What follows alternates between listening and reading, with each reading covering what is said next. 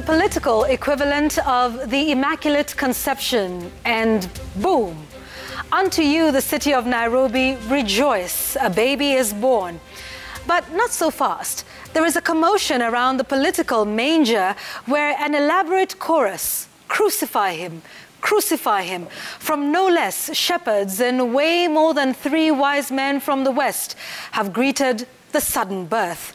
An epic clash of the joy of Christmas and the pain of Easter is being staged on the steps of the City Hall, Nairobi, as Polycarp Igathe dons the chosen one cap as he makes a rather late entry to the Nairobi gubernatorial race.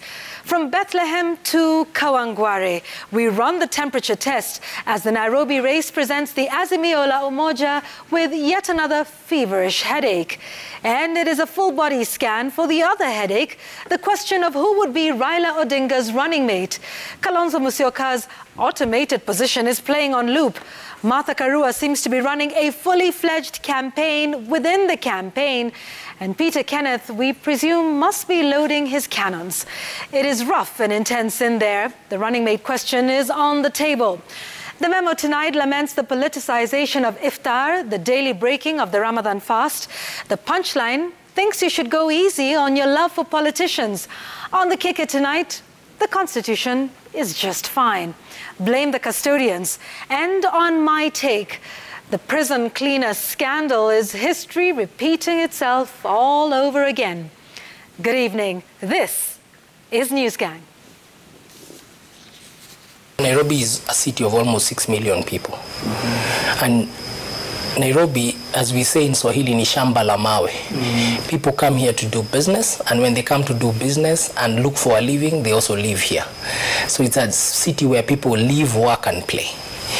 The person who should give the license for who become the governor of Nairobi is the citizens of Nairobi, not individuals who are contesting. The contestants, I celebrate them. I think they've done the right thing. It's not an easy thing to put up your hand to say I want to become a contestant. Therefore, I celebrate Richard Ngatia, who's a very good friend of mine over the years. I celebrate Agnes Kagure, and I have continued to reach out to them to say, please support me. You know I'm the better candidate. I have run an administration. I know the alphabet of service delivery. I know the alphabet A to Z. When I say the alphabet, I know the A to Z of managing an enterprise. What the best those two have done is really push paper for a tender here, buy a piece of land there. This city requires a real manager, a real administrator. Less politics, less anger, less talk, and somebody who can't be captured by cartels. And that is how I reversed my decision to be a deputy governor the last time. I said, I will not abuse the trust that has been put on me by the people. And I'm saying, I have come back. I kept quiet. I kept my peace until the right time. Listen. A day in politics is one too long. Ladies, gentlemen, welcome to the show. Wilson Mushara is our sign language gangster tonight. How did we get here? A late entrant, and he has completely tossed the Nairobi governor race on its head. And you hear what he's saying, you know I'm the better candidate. What an interesting turn of events. Linus, I know you keep saying this over and over that, you know, 3 months is a long time, and in fact we're just about almost 3 months to the election, and that's when things really start to heat up. Was this something any of us had foreseen? Not at all. It is actually just over 3 months now to the general election, and it had looked like Nairobi's lineup, in as far as the Azimio la Umoja side of the political divide is concerned, was going to be a race between Tim Wanyonyi and then there were the Jubilee candidates that include, of course, Ngatia. But then here comes Polycarp Igathe. And the reaction of Tim Wanyonyi is to say, no, I will not deputize a political novice. And there's something that Polycarp Igathe will have to convince people going forward. And I just want us to go to pictures of Polycarp yesterday, and maybe there's some sound actually of him introducing himself to the people of Nairobi. Let's just listen in a bit. Naomba kura ya gavana Nairobi. Naomba munipe kura ya gavana Nairobi. Asante.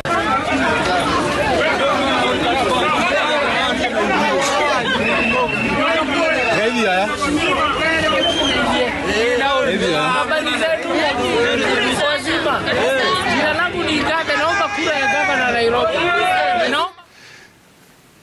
You know, there's something that doesn't add up about this. What it reminds me is typical village life where you are cooking and somewhere midstream you realize you don't have salt and you, hey, naomba chumvi. You have something. Unaenda kwa jirani. Unaenda kwa jirani. You know, it's something that abrupt and there is a problem with the timing of the candidature of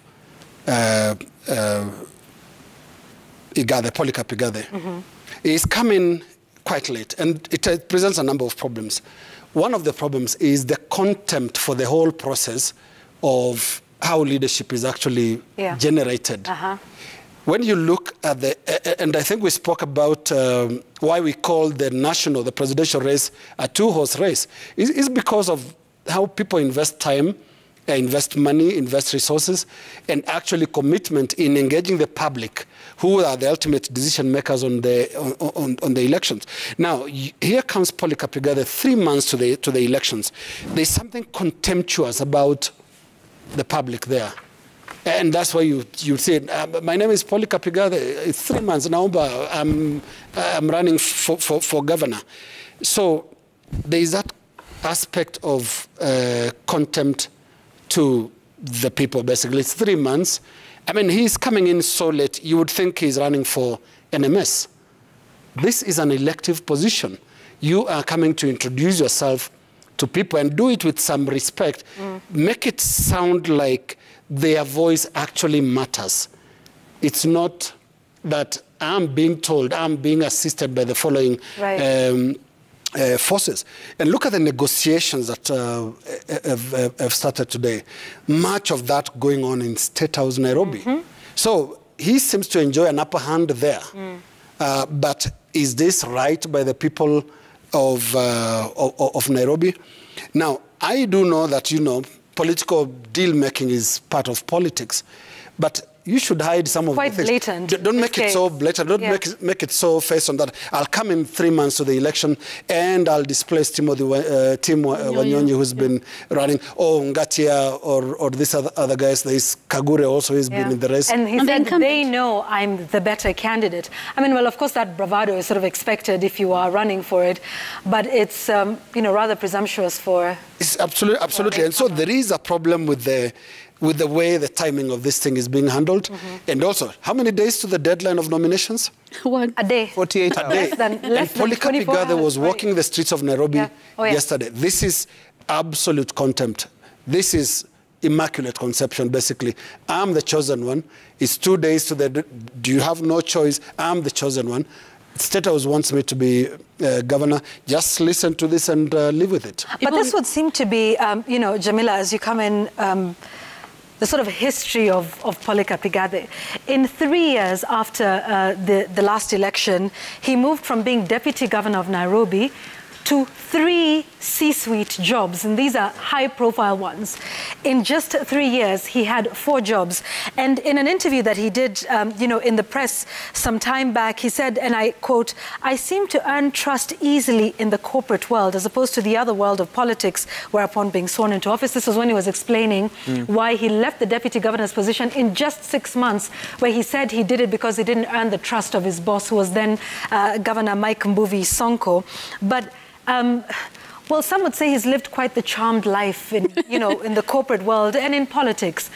4 jobs in 3 years, and they're always top jobs. And here he comes in now looking like the anointed one and the chosen one upon whom holy oil has been poured on State House, you know, at State House.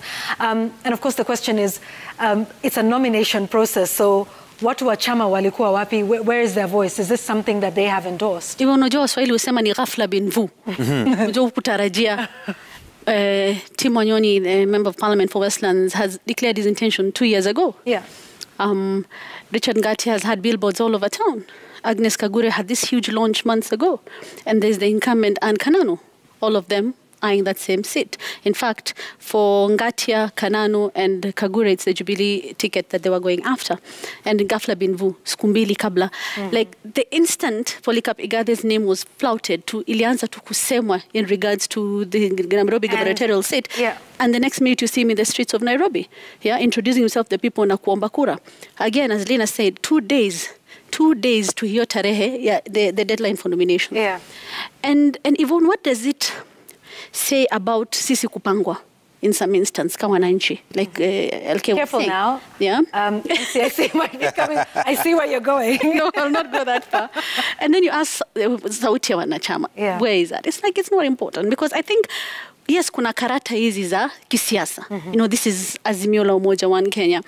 There are very many parties in there, I think 26. They're the main parties, which is ODM, Jubilee, and Wiper.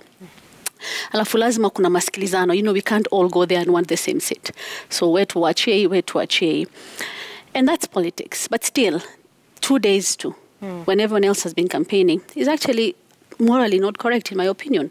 Yesterday, members of the Luya community were saying the elusive Luya unity was actually, there was unity yesterday when members of the community rallied behind Tim Wanyoni and said, no, we cannot allow this, because he had already declared his entrance years ago. Let's listen to that soundbite, and then also listen to Tim Wanyoni himself, and then we can continue.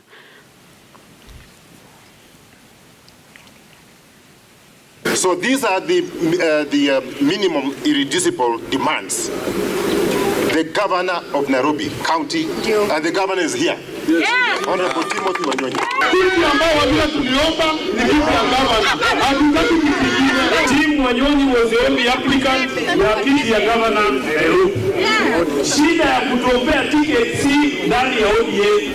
Ni rafiki zetu ndani ya Azimio wanasema tungoje kwanza, sijui wanaongea. It's not about me, it's about us. I'm still in the race. But the decision of the coalition will also add the weight on it or subtract. And as that was going on, Yvonne, at the Jubilee headquarters, we had supporters of Kagure and Ngatia saying, musitupange, let the people decide who they want. Igathe is the project. And then now you look at the importance of Nairobi, Yvonne, capital city. Yes, imekuwa na misuko-suko in terms of the leadership, because the first governor was Evans Kidero in 2013, akabwagwa 2017, na Mike Sonko. Sonko akaondolewa na wabunge wa county. Then we had Anne Kananu sworn in November 2021. Kumekuwa na misuko-suko katika hilo wadhifa ya governor wa county ya Nairobi. Himself, Polycarp Igathe, resigned in January 2018. After being sworn in, 6 months before. 6 months before, citing what you said is a lack of trust from his boss. Nairobi iko na watu takriban milioni 4.5.6. We can't even talk about the budget allocation to the city. Yes, we have NMS running things, and their tenure was extended till around November so they can hand over to the new governor. But we need to take it seriously. Sonko was elected by 800,000 people. I think he had the third highest vote after the two presidential candidates. The city has a lot of people, 2-point-something million voters. We need to take the city seriously and actually let people decide who they want it on, because this would look to people like a slap in the face in terms of like you're choosing for us who to elect. I think it's not the right move. Yeah, so Francis, just picking up from that, so is this how voters will interpret, his entry, into the race? And what does this mean for those, on the other side? There's Johnson Sakaja, who's now, and in fact, you would even want to contrast how it was done there. I mean, I suppose it's still probably the same deal making, right, that you saw with Kenya Kwanza, where, they walipangwa, and you had Sakaja being the candidate for the governor's seat, and Margaret Wanjiru, who'd wanted the same seat, now going for the Senate seat. So it seems Nairobi is something that both sides are taking very seriously, but there seems to be a lot more emotion perhaps around Igathe's entry as opposed to, what we've seen on the other side. What does this mean for the voters? First, was Igathe's entry expected? I would say to some extent. If you're very, very keen on what was happening, there were some billboards that were in some parts of Nairobi. Those billboards had some very very crypted messaging. Right. They were asking Nairobi, mwataka nini, you know? And then there was a hashtag Nai tunayoitaka. Yeah, there we go. Actually, those were Igathe's billboards. So side by side, I saw on Gong Road and some parts of Nairobi. Yes. There were huge billboards by Tim Wanyonyi. Si Mimi ni Sisi. And even he didn't actually have, you know, the seat he was running for. Yes. It was just that slogan, Though he has been on the media saying he wants to be governor, there were also billboards by Richard Ngatia, and we saw the grand launch of Agnes Kagore, as Jamila alluded. So, chini ya maji, there has been talk of Igathe making a comeback. And there was even a time he was linked with another job, you know. I returned to one of the oil marketing companies that was in the wake of the fuel shortage. But a keen observer would have told there was something. In the political circles in some areas, there was that discussion that he was coming. Only that it was not made public. Today, in that interview with Sedolale, he was saying that timing is key. And so here he is, but it's part of deal-making in Nairobi. And that deal-making is also part of the presidential contest. That the Azimio ticket has gone to Raila Odinga. There has been talk of whether the running mate will come from the mountain or whether it's a reserve of the mountain. There has also been a discussion around the governor's seat in Nairobi going to the mountain. And so I think this is part of that discussion in the grand scheme of things. But hey, look at it. Richard Ngatia is also from the mountain, presumed, though he's born in Nairobi. Agnes Kagore is also from the mountain. And so the question has been, if they're also from the mountain, so what consultation was made for them to leave it to Igathe? Today, Igathe says they have verbally agreed to back him. But it would, ordinarily, it would have been the other way around. If there was such an agreement, shouldn't it have been made in one major news conference where even those two, or even Tim Wanyonyi included, will come and say, we have decided. Even though kupangwa, let me use your word again, kupangwa, even if there will be kupangwa, let them come and say, we have decided, we have considered 1, 2, 3. And so these, you can detect an element of entitlement, as Lina says, and maybe it's confidence, maybe overconfidence, whether it will have political repercussions or not. That's for the voters to decide. 2.5 million registered voters in Nairobi. Nairobi, you've realized that there has not been any nomination for the governor candidate when you look on both sides. Yes. Because one, you're trying to avoid a fallout, and number two, you're also alive and aware of certain realities in Nairobi, that you have to come up with a lineup that considers certain factors. One of them is the ethnic composition of the county of Nairobi. Much as we try to run away from ethnic-based politics, Nairobi is often the hotbed of those ethnic-based politics. Because yesterday, when the Luhya leaders met to back one of their own, Tim Wanyonyi, to be governor, Aladwa George is the chairman of ODM in Nairobi and the member of parliament for Makadara. He said, and this is what he said verbatim, that number one, our stake as the Luhya community in Nairobi was the governor's seat, and it was in Tim Wanyonyi. So take away any other seat, but don't touch that one.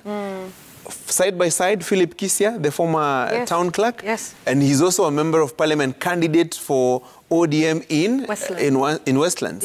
He was saying that, look, these are our irreducible minimums. The governor of Nairobi, 5 parliamentary seats in Nairobi, and even mentioned them, 24 ward seats in Nairobi out of 85, and then 5 cabinet secretaries, or four cabinet secretaries in the national government if Azimio wins. So raising the stakes. So at the end of the day, there are certain considerations to be made. But look, see what Kenya Kwanza did. There was deal making. That's how you arrived at Sakaja as the candidate and Margaret Wanjiru as the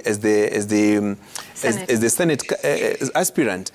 There's also the woman rep question. That is where Millicent Omanga comes in, and so many other factors. So when you look at it, there's probably some untidiness in the whole Igathe affair. Maybe they would have arrived at that candidature anyway, eventually, but how it has been done is where the question comes in. Yeah, and there's quite a bit of negotiation with this, even as we, look forward to the nomination deadline that is tomorrow. I mean, you get to see a lot of horse trading, and this time, perhaps more than any other time, less of the political party primaries or nominations and more of giving direct tickets. And that's something you've seen, even with Jubilee. And now we're seeing that, especially in Nairobi. Linus, on both sides, there's been an aim to just make sure that Nairobi is not a place where the parties will be bruised by a nomination exercise. Absolutely, because party fear the bruising nature of nominations. Nominations come with casualties. It's a bloody affair, especially because it's so unstructured. You wouldn't even know. And I was having a chat earlier with Francis, and he knows that there are a whole lot of questions about the integrity of some of these nomination results. Like we said here last week, nominations are the survival for the fittest, basically. It's not about... Kichinjio, actually. The kichinjio, yes. And if you survive it, then you are the winner. And winner sometimes is actually just very, very subjective. But it's very sad to hear some of the considerations going into the selection, because that's what it will eventually end up being, the selection of the ideal candidate for governor of Nairobi. Never before, and I don't remember in the history of this civic politics in Nairobi, never before has the question of tribe been so blatant, where you are actually saying it is a preserve and it is this or that. It's just that now the people who use this calculation as a method to doing politics have really grown confident, because there are no consequences. Yeah. There are no repercussions. I mean, because I think when people talk ethnic and plan ethnically, the only fear they have is that of ethnic clashes. So in Nairobi, you really do not have that fear of Luyas versus Kambas and Kambas versus Kisis, etc. But it's going down to that. And we should really be ashamed as a capital city that we are not exactly looking for our best, but we are looking for the best in our communities to be then sent to office of governor of Nairobi. This is a very, very sad discussion that people are having. And I'm looking at how coalitions are struggling with so-called heavyweights, all wanting to be either a presidential candidate or running mate. And it's surprising that none of them actually would want to say, I want to run Nairobi, and crowd the race a little bit less. Because being governor of Nairobi is a very, very consequential position. But we should be very concerned about how this whole thing is being handled. It's being handled in terms of, and by both sides. UDA did its bit, very quickly resolved the issue of Margaret Wanjiru versus Johnson Sakaja, and it resolved it politically, and early enough, which makes it slightly more tidy than what we are witnessing now and what we'll witness tomorrow ahead of the dash for position of governor. But again, back to my point on the timing of Igathe's candidature, that is part of the problem. I'm imagining when you sit as Tim Wanyonyi, when you sit as Richard Igathe, when you sit as Mugure, all that work that went into your introduction, billboards, and then 2 days to the nomination, you have a name that then seems to be forwarded. And also Igathe should be concerned about that. He should try and make this more people-driven than State House-driven or those meetings-driven. He's running for governor of Nairobi, not Nairobi Metropolitan Services. They are very two different things, and it should not look like an appointment. It should eventually look and appear like an election. That's a very good place. Actually, before even you depart there, this evening I was trying to glean through the interview that he had with our Seth Olale, and Igathe spoke about the project tag. I mean, because it's something that he will have very huge difficulties running away from.